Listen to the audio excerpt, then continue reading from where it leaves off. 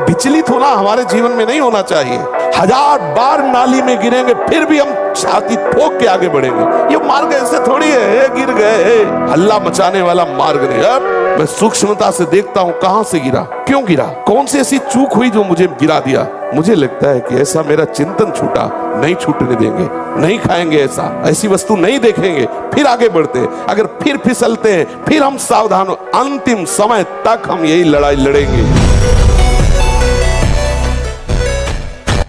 और ब्रह्मचर्य का जरूर ध्यान दो। आज व्यभिचार परायण हमारी जनता हो रही है, जिधर देखो व्यभिचार का बोलबाला है। गृहस्थ में है तो उचित ब्रह्मचर्य, और विरक्त में है तो पूर्ण ब्रह्मचर्य। ब्रह्मचर्य के बिना, ब्रह्मचर्य जीवन की नींव है। गर्लफ्रेंड, बॉयफ्रेंड, अस्तमैथुन, ये वो सब नष्ट किए दे रहे अपने आप को। ये क्या है, मनुष्य जीवन का उपहास कर रहे हो। बड़े भाग मानुष तन पावा।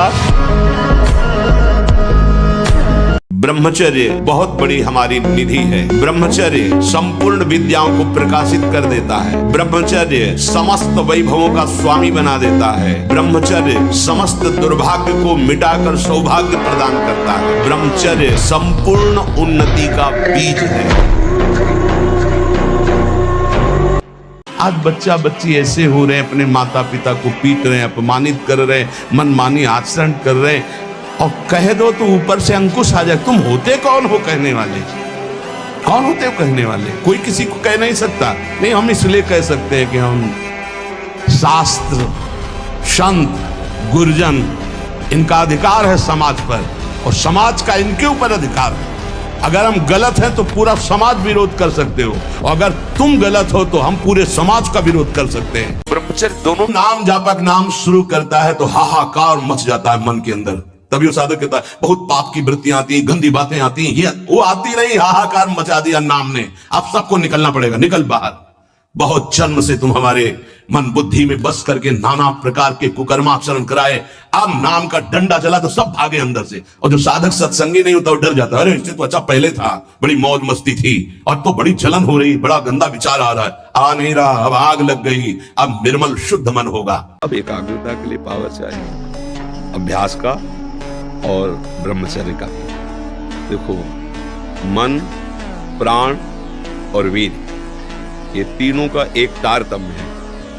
एक कंट्रोल में हो जाए तो ये दोनों कंट्रोल में हो जाए। जैसे भजन में डूबने का जब समय होता है ना एकदम, तो प्राणवायु चल रही कि नहीं चल रही इसका भी पता नहीं, इतने सूक्ष्म हो जाते हैं प्राण।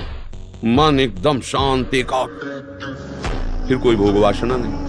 पर कसम वो चीज होती है, प्राण भले टूट जाए कसम मत तोड़ो। जल्दी खाना नहीं, सोच विचार कर कसम खाना, और कसम की रक्षा के लिए प्राणों का चाहे भले विसर्जन हो जाए। नाम जप कीजिए, भगवान का आश्रय लीजिए, और कुसंग से बचिए। ऐसे अंदर की वृत्ति गंदी आ रही है, हमें परेशान नहीं होना, मतलब ही नहीं, तो बोलता रहे, मन फेंकता रहे गंदी बातें, हमें स्वीकार नहीं करना, ठीक हो जाए।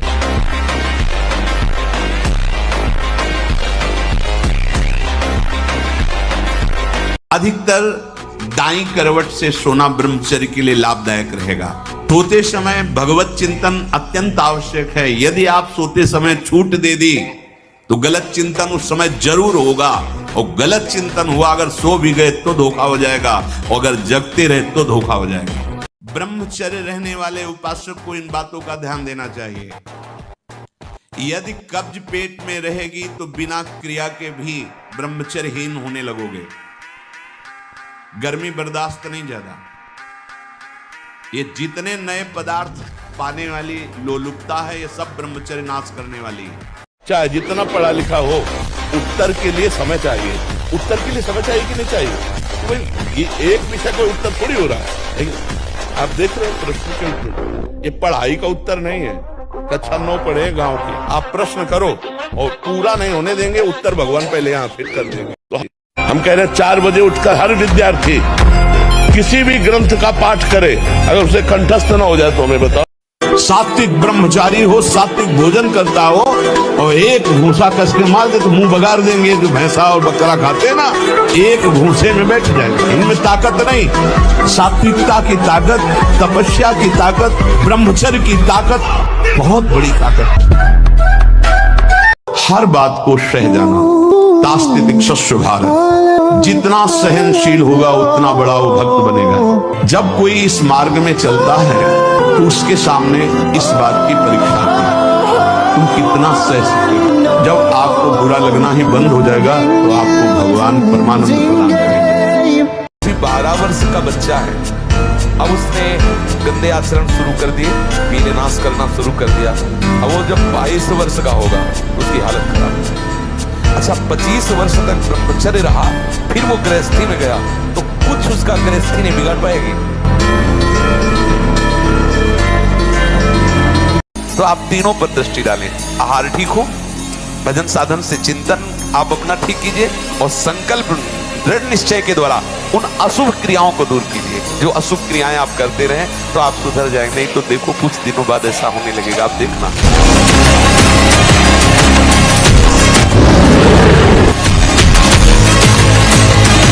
यौवन अवस्था में ना कोई गर्म कपड़े पहनना, ना जीवन में कभी पंखा चलाना, दोपहर की तपती धूप में पंडों की छतरी के नीचे और रात्रि में वही घाट।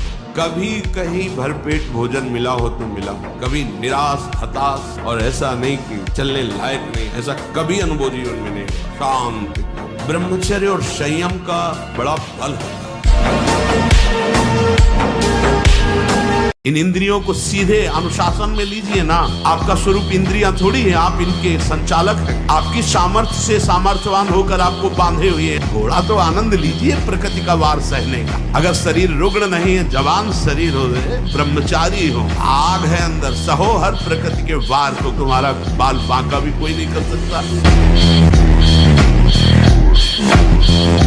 जिह्वा की तृप्ति और शरीर की पुष्टता का भाव रखकर भोजन करने से तमोगुण आ जाता है। लेकिन हम तुम्हें बताए देते हैं कि बलवान शरीर नहीं होता, बलवान आत्मबल से होता है। जो ऐसे गंदे आहार करते हैं उनकी चर्बी बढ़ती है, आत्मबलहीन डरपोक अंदर से भय रहता है। जिनका आत्मबल बढ़ता है तो हम मान सकते हैं कि उनका शरीर क्षीण होता है, लेकिन वो परम स्वस्थ होते हैं, उनका संकल्प बल काम करता है।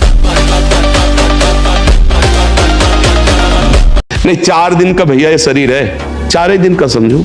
इसके बाद हम जी ने 21 बार अकेले संपूर्ण भूमंडल के राक्षसी स्वभाव वाले क्षत्रियों का विनाश किया।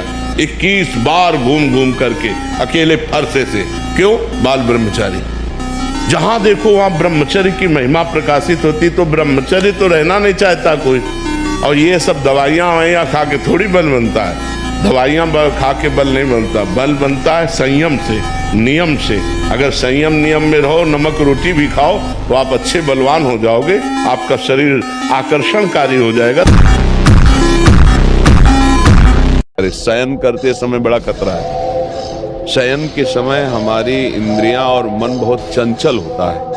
उस समय अगर ब्रह्मचारी भगवत चिंतन करते हुए, उसको नींद से मतलब नहीं है, तन्मयता धारण करते हुए नींद में चला गया तो बच जाएगा।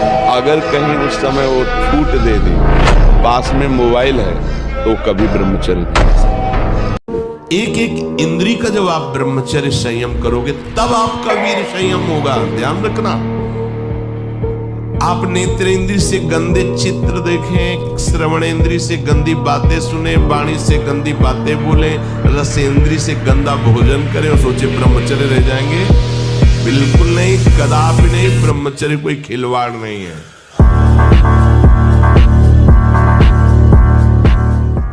ब्रह्मचर्य ही परम तप है, ब्रह्मचर्य ही परम धन है, ब्रह्मचर्य परम एकाग्रता है। एकाग्रता ब्रह्मचर्य से आती है। आंख मूंदो या खुली रखो, अगर ब्रह्मचर्य ठीक, एक शीतलता, एक गंभीरता, और जिधर दृष्टि लगा उधर एकदम चिपक जाएगी जाके। नहीं, मूर्ति पूजा नहीं। क्यों नहीं? जब कण कण में ब्रह्म है तो मूर्ति ब्रह्म नहीं है। कौन सा तुम्हारा ज्ञान है? किस बात के लिए निषेध करते हो? तुम मूर्ति रूप से बोल रहे हो या अमूर्त रूप से?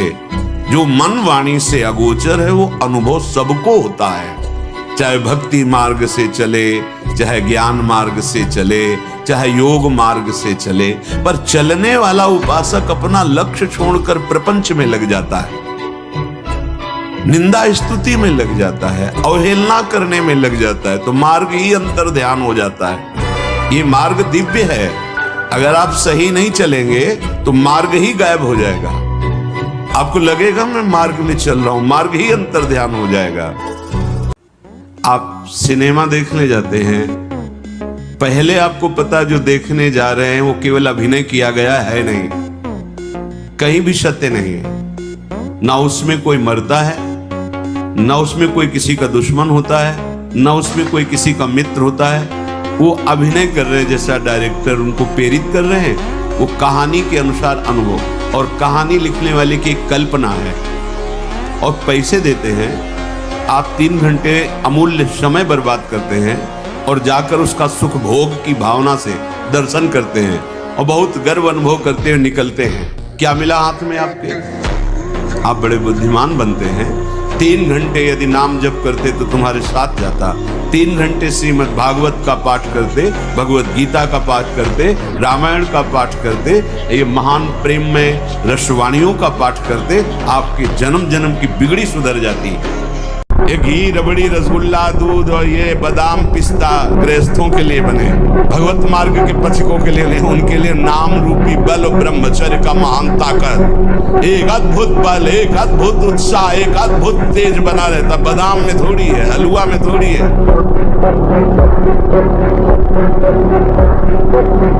कसम खाने से ब्रह्मचर्य नहीं रुकता, सात्विक भोजन पाने से रुकता है। मोबाइल से गंदी बातें मत देखो, हस्त मैथुन करने की चेष्टा मत करो। सुबह 2-3 किलोमीटर दौड़ लगाओ, 15-20 मिनट दंड बैठक मारो, बढ़िया शीतल जल पियो, तो कुछ दिनों में ब्रह्मचर्य ठीक हो जाए। और ब्रह्मचारी के नेत्र बोलते हैं, जैसे जंगली सिंह के नेत्र ऐसे ब्रह्मचारी के नेत्र होते, उसके नेत्र में पावर होता है, एक दबाव पक्ष होता है। वो जिस पर नेत्र डाले तो एक बार झुक जाए सामने वाले के। ब्रह्मचर्य का ऐसा पावर। बलवान कौन है? दूसरा गाली दे रहा, आप सह गए उसे बलवान कहते, उसके थप्पड़ मार दिया उसे बलवान नहीं कहते। बल आप में क्षमा है तो आप बलवान हैं, काम को आप जीत रहे हैं आप बलवान हैं, लोभ को आप जीत रहे हैं आप बलवान हैं, दूसरा कोई बीमार पड़ा है आप उसको सेवा कर रहे हैं, कोई चाह नहीं, ये आप बलवान हैं। निर्बल आदमी नहीं कर सकता। आज हम सब निर्बल होते जाते हैं, क्या? अपने सुख के लिए, बस हमारा शरीर सुखी रहे, दूसरे को छुरी से काट दो, कोई मतलब की बात नहीं। ये सब निर्बल लोग हैं जिनको विकार परास्त करते हैं। आप बलवान बनो। जब ब्रह्मचर्य रहा जाता है तो उसको सुविधा माया देती है ब्रह्मचर्य नष्ट करने की, ये बैठालना चाहिए। जैसे आप नियम लिए कि मैं आजीवन ब्रह्मचारी रहूंगा, तो आपको पक्की सुविधा एक समय आएगी कि आप आराम से भोग लीजिए, कोई निगेटिव नहीं, कोई नकारात्मक सोच भी नहीं आएगी। आप उसको स्वीकार करें, क्योंकि आपके व्रत को भंग करने के लिए माया ऐसी सुविधा देगी। आपको ऐसी सेवा मिलेगी या आपकी ऐसी सेवा होगी। कई तरह के विधान पेश किए जाते हैं विपरीतता अंदर पैदा करके भ्रष्ट करने के, तो साधक जीवन भर इस बात से सावधान रहे। यदि नैष्ठिक ब्रह्मचर्य मन अजेय है, अगर इस अजेय को जीतना है तो अजित का आश्रय ले लो, तभी आप अजेय हो सकते हो। देखो, जैसे हमारे हृदय में काम वेदना है, तो काम को जब तक आश्रय नहीं होगा तब तक तुम्हें परास्त नहीं कर सकता। ध्यान रखना, काम को अष्ट मैथुनों में से किसी एक मैथुन का भी आश्रय करे। आश्रय को समझ रहे? मुझे बहुत जोर की भूख लगी है, लेकिन भोजन की कोई व्यवस्था नहीं है, तो थोड़ी देर भूख हमें सताएगी भी शाम को। और अगर उसको है कि 3 किलोमीटर में अमुक घर के पास जाने पर हमें मिल जाएगा, तो हमको यहाँ से 3 किलोमीटर दौड़ा दे। ऐसे ही काम है। आंख बहुत ऊंची है। सखुबाई जैसी पत्नी हो, प्रेमानंद जैसा लड़का हो, बाप कैसा होना चाहिए? बात समझ में आ रही कि नहीं? मतलब हीरे का हार हो, स्वर्ण की करधनी हो, तो रकम कितनी तुम्हारे पास? ब्रह्मचारी के हृदय में एक ऐसी अध्यात्म शक्ति होती है, कहीं कोई कभी भय नहीं लगता, कहीं भी। अगर कभी भय का भी अवसर आता है तो उसकी जांच करता है, कहां भय है, कौन सा भय है, क्या है, थोड़ी ही देर में समाप्त। क्योंकि जो निर्भय चरणारविंद का आश्रय लिए हुए है, महाबलशाली प्रभु श्री हरि की भुजाओं का आश्रय लिए हुए, उसे कहां भय लगेगा। इसीलिए ब्रह्मा जी ने कहा कि जो अपने ज्ञान बल से ऊंचाई पर चढ़े, हमने उनको भ्रष्ट होते देखा है, लेकिन जिसने हे नंदन नंदन आपके चरणों का आश्रय ले लिया, बड़ी बड़ी ऊंचाइयों को हंसते हुए पार कर गया। एक दिन वो समय आएगा कि तुम ऐसे छाती ठोक के कहोगे कि किसी की ताकत नहीं कि हिला दे।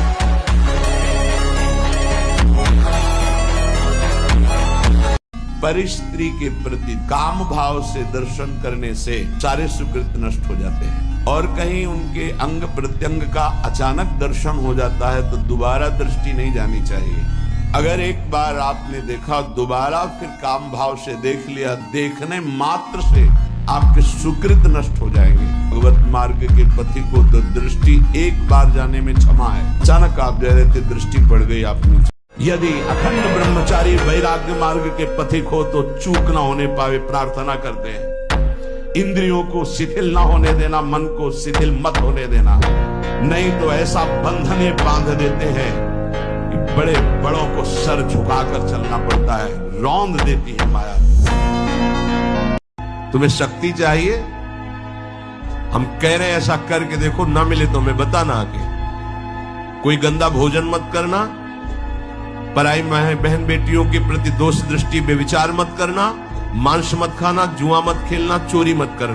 ब्रह्मचर्य नाम जप, ये दो परमार्थ की नींव समझ लो। गृहस्थी में हो तो भी संतान उत्पत्ति के लिए शास्त्र आदेश करता है बका चेत समय ब्रह्मचर्य रहो, तो आपकी स्मृति, आपका बल, आपकी चेतना जागृत रहेगी।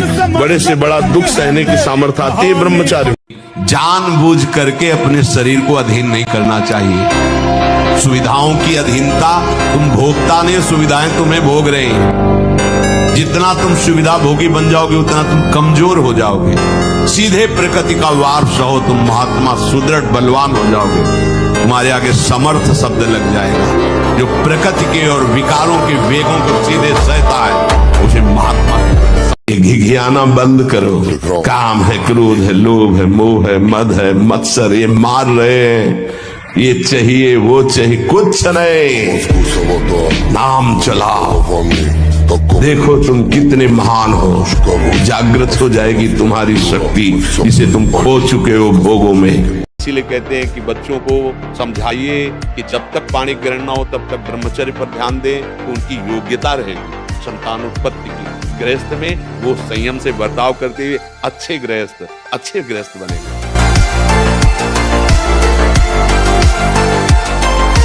इसीलिए कहते हैं कि बच्चों को समझाइए कि जब तक पाणी ग्रहण ना हो तब तक ब्रह्मचर्य पर ध्यान दें, तो उनकी योग्यता रहेगी संतान उत्पत्ति की। गृहस्थ में वो संयम से बर्ताव करते हुए अच्छे गृहस्थ बनेंगे।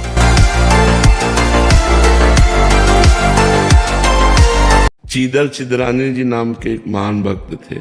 वो ऐसे महान भक्त थे कि संत कभी दरवाजे से वापस नहीं लौट सकते। पीपा जी राजा थे, उन्होंने वैराग्य धारण कर लिया था और उनकी पत्नी थी रानी सीता सहचरी। उनके दर्शन के लिए गए। चीदर जी घर गए, चिदरानी जी से कहा कि आज बहुत बड़े संत आए हैं, हमारे पास कुछ वस्तु है नहीं, ये आज भूखे चले जाएंगे, क्या किया जाए। उनकी पत्नी ने कहा चीदर जी की, ये हमारे शरीर का जो वस्त्र है इसको बेच लो, 1 रुपए का तो बिक ही जाएगा। ऐसा ही किया तो कुछ दाल चावल मिला, बना के चीदर जी बाहर ले गए। बैठे थे पीपा जी सीता सहचरी, तो सीता सहचरी जी इनका भक्ता, इनको भी बुलाओ यहाँ पाले, और स्वयं गए।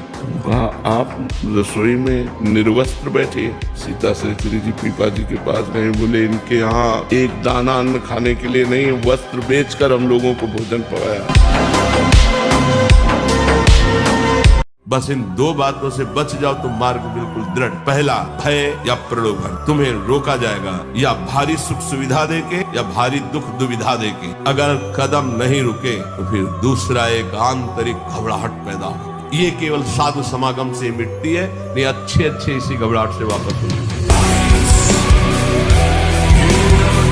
स्कूल में पढ़ते थे जब बच्चे थे, एक जेम्स वाट नाम का बालक जिसको निकम्मा समझा जाता था घर में, वो एक दिन बैठा था, देखा कि एक बटलोई चढ़ी थी और उसके ऊपर ढक्कन रखा था, नीचे से भाप ऐसे करके ढक्कन को उठा देती। उसने फिर वजन रखा, फिर भाप बनी, उन्हें उठा दी, वजन बढ़ाता गया, भाप उसको उठाती गई। उसी ने इंजन की रचना की। आप इसका भाव समझ पा रहे हैं क्यों उदाहरण दे रहे हैं? जब आपके अंदर अग्नि पैदा हो रही है, जलन पैदा हो रही, तो आपके जीवन को भगवान की तरफ ले जाने वाले पावर को जागृत कर रही। तुम विचलित होकर उसे विषय भोगों से पुनः शांत कर देते हो। उसे शांत नहीं करना, आग बढ़ने दो, वही तेजस्वी बनाकर तुम्हें अध्यात्म की ऊंचाई पर चढ़ा देगी। और कभी कभी जो व्यायाम करते हो बीमारियों का निमंत्रण देते हैं। आज आप लगाओ 20 दंड और 50 बैठक और 5 दिन छोड़ दो, पूरा शरीर दर्द करेगा। फिर लगाओ, फिर वह दर्द करेगा। रोज अगर नियमित करोगे तो वही पच करके आपके शरीर को पुष्ट करेगा। ये शरीर दुर्लभ बात है, दुर्लभ हो मानुषो देहो, लेकिन एक क्षण में नष्ट हो जाने वाला है। इसकी दुर्लभता है संयम नियम से चलकर स्वरूप बोध कर लो या भगवत भजन करके भगवत प्राप्ति कर लो। अगर ये नहीं तो फिर क्लेश ही क्लेश, अशांति ही अशांति है, अभी भी होने लगता है।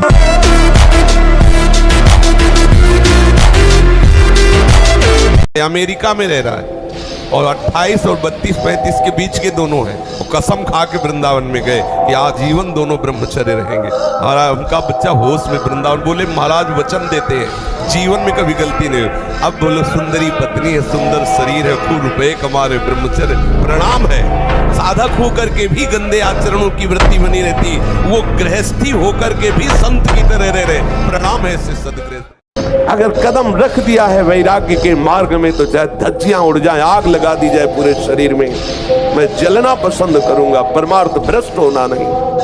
ये स्वीकार करो, हृदय से स्वीकार करो। तुम्हारी स्वीकृति में दम है। तुम अगर स्वीकृति अगर हृदय में बैठा लो कि स्वयं भगवान आवे और मुझे विशेष सेवन की आज्ञा करें, तो मैं उनकी इस आज्ञा का पालन नहीं करूंगा। आप विजय को प्राप्त होंगे, आप कोई परास्त नहीं कर पाएगा। वीर ही अमृत है, वीर त्याग ही मृत्यु है, इतना समझ। ऐसे ऐसे साधक है कि 10-10 वर्ष हो गए स्वप्न दोष नहीं हुआ, 10-10 वर्ष हो गए स्वप्न दोष ही नहीं हुआ। ऐसे भी उपासक है हमारे पास है, अपने पास है, 10 वर्ष हो गए स्वप्न दोष ही नहीं हुआ। तो क्या है, उन्होंने संयम किया, वीर जो है स्थगित हो गया, परिपक्व हो गया, धीरे धीरे ऊर्ध्वगामी होने लगता है। देवलोक सहित समस्त देवता उससे नित्य नमस्कार करते हैं जो ब्रह्मचारी होता है, जो भिक्षुक, वीतराग, शारीरिक और मानसिक ब्रह्मचर्य से परिपक्व। शारीरिक ब्रह्मचर्य और मानसिक ब्रह्मचर्य, मन और 5 ज्ञानेंद्रियों के द्वारा किसी भी विषय का धर्म विरुद्ध भोग नहीं। ये ब्रह्मचर्य धर्म है, ये ध्रुपद है, ये नित्य है, ये शाश्वत है। पूर्व काल में कितने महामुनि इससे सिद्ध हो गए, इसलिए वर्तमान में और भविष्य में भी जो शुद्ध ब्रह्मचर्य का पालन करेगा वो परम पद का अधिकारी होगा। बुद्धिमताम वरिष्ठम हनुमान जी को कहा गया, वैसे ही बुद्धि परम पवित्र तेजोमय हो जाती जब वीर शक्ति को एकत्रित किया जाता है। शरीर भले ऐसे हो, संकल्प करे तो धरती फट जाए। बहुत ब्रह्मचर्य में बहुत बड़ी सामर्थ्य, बहुत बड़ी सामर्थ्य।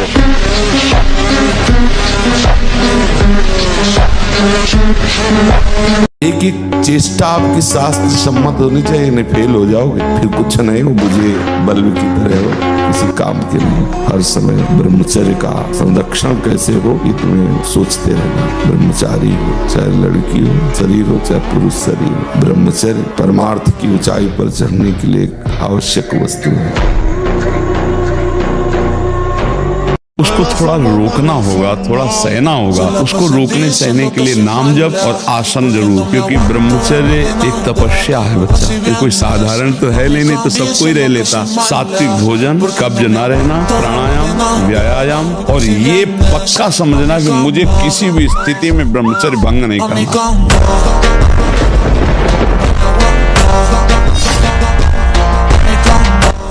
पानी से ही बुझाएं प्यास को। सोडा वाटर, लेमन या ठंडे पेय पदार्थ जो शीशियों में आते हैं, ये ब्रह्मचर्य, संयमी भगवत मार्ग, ये सब चीजें ले भाई। आपको अमृत पान करना है, राधा नाम सुधा रसम रसी, तुम बहुत सावधान। प्रकृति के विरुद्ध चलने से कभी कोई सुख का अनुभव नहीं कर सकता, बहुत सावधान। भोजन के समय आपको पानी नहीं पीना है। यह अभ्यास आपकी दिनचर्या में बहुत बाधा पहुंचा देगा। यदि आप भोजन के साथ पानी पीते हैं, गैस बनना शुरू हो जाएगी, कब्ज बनना शुरू हो जाएगा, आप परेशान हो जाएंगे। अगर आपको भोजन में पानी की आवश्यकता लगती है तो आप आधा घंटे पहले थोड़ा पानी पी लीजिए, भोजन के आधा घंटा पहले, और भोजन के समय बिल्कुल मत पीजिए, और भोजन के आधा घंटा 1 घंटा बाद आप सबके पानी पी लीजिए, उतना जितना श्वास और भजन करने में परेशानी न पड़े। जब कोई भी ब्रह्मचारी, कोई भी उपासक, कोई भी वैरागी, त्यागी महात्मा सोते समय सावधान हो गया तो उसकी रात्रि बहुत गलत जाएगी। आपका चिंतन गलत हो जाएगा, आपकी चेष्टा गलत हो जाएगी। जागृत में ना सही तो स्वप्न में आप सावधान उस समय जरूर रहिए और उतना ही विश्राम कीजिए जितना आवश्यक हो। मान लो मेरी प्रार्थना, अपने समय को पहचानो, इससे बड़ा कीमती कोई वस्तु नहीं है। समय से बढ़कर त्रिभुवन में कोई कीमती वस्तु नहीं है। उससे तुम क्या खरीद रहे हो, ये तुम्हारी बुद्धिमत्ता होगी।